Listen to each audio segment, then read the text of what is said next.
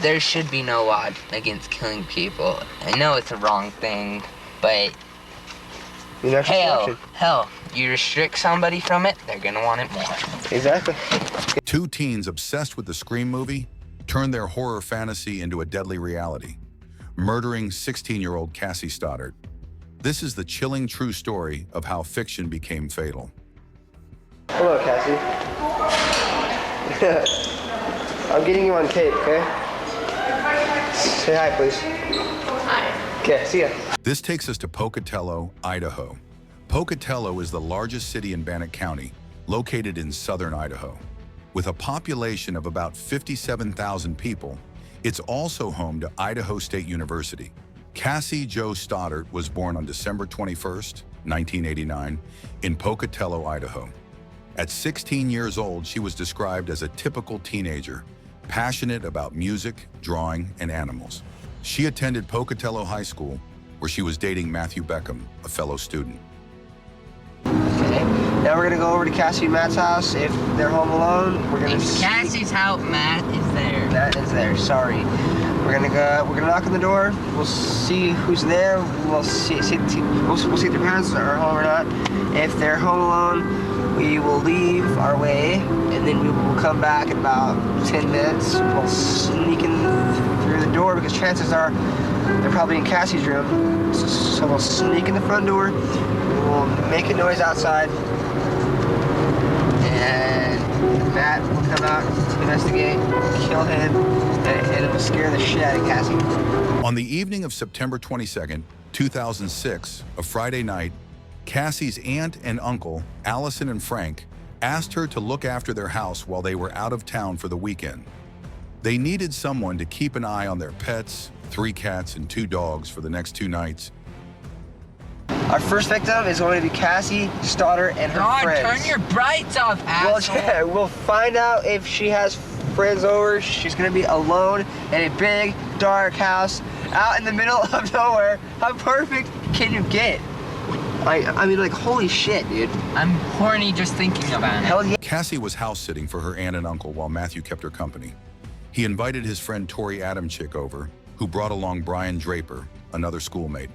What no one knew was that Tori and Brian had a cynical plan, a list called People to Kill, and Cassie was one of their targets. Because I made things home alone, so we got our plan all worked out now, so. I'm sorry. I'm sorry, Cassie's family, but GIB #1. We have to stick with the plan.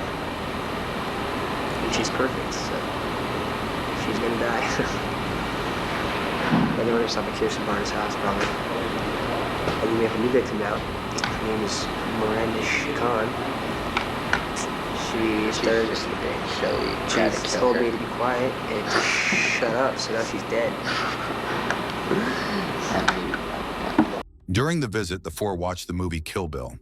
After a few hours, Tori and Brian made an excuse to leave for the cinema, but before leaving, Brian unlocked the basement door. This small act was the first step in a cruel plan to be executed later that night.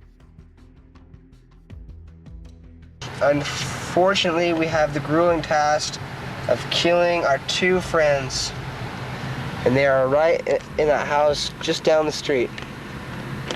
We just talked to them. We were there for an hour. But we checked out the whole house. We know there's lots of doors. There's lots of places to hide. I unlocked the back doors, so it's all locked. After leaving the house, Tori and Brian parked their car across the street, put on masks and gloves, and armed themselves with knives. They slipped into the house through the unlocked basement door, deliberately making noises to draw Cassie and Matthew's attention. However, the couple who were in the living room watching TV didn't hear a thing. Frustrated, the pair cut the power to the house.